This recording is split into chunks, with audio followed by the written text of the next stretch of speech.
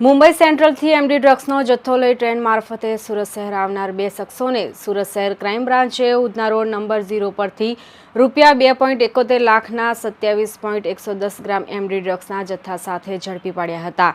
પોલીસે આરોપીઓ પાસેથી એમડી ડ્રગ્સનો જથ્થો, 3 મોબાઈલ ફોન, રોકડ ₹5,400, રેલવે ટિકિટ અને અન્ય ડોક્યુમેન્ટ મળી કુલ ₹3,01,500 મુદ્દામાલ કબજે કર્યો હતો।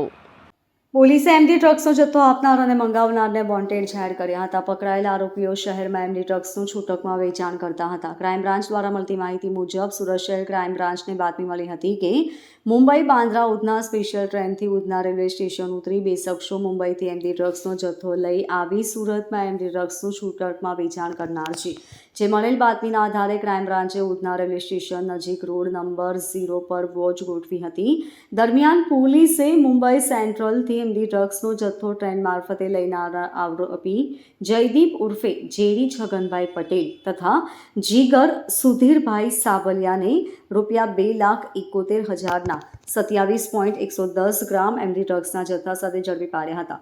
પોલીસે આરોપીઓ પાસેથી એમડી ડ્રગ્સનો જથ્થો, 3 મોબાઈલ ફોન, રોકડ ₹5400, રેલવે ટિકિટ અને અન્ય ડોક્યુમેન્ટ મળી કુલ ₹3,01,500નો મુદ્દામાલ કબજે કર્યો હતો।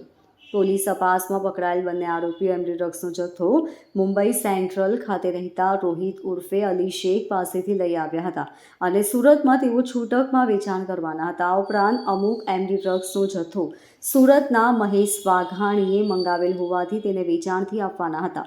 આરોપી જયદીપ પટેલ વિરુદ્ધ 5 ગુનાઓ અને આરોપી જીગર સાવલિયા વિરુદ્ધ 6 ગુનાઓ નોંધાયા હતા તથા એક વખત પાસા હેઠળ અટકાયત પણ કરવામાં આવી હતી। પોલીસે એમડી ડ્રગ્સનો જથ્થો આપનાર મુંબઈના રોહિત શેખ અને મંગાવનાર સુરતના મહેશ વાઘાણીને વોન્ટેડ જાહેર કર્યા હતા। Bureau report LK star news, Surat.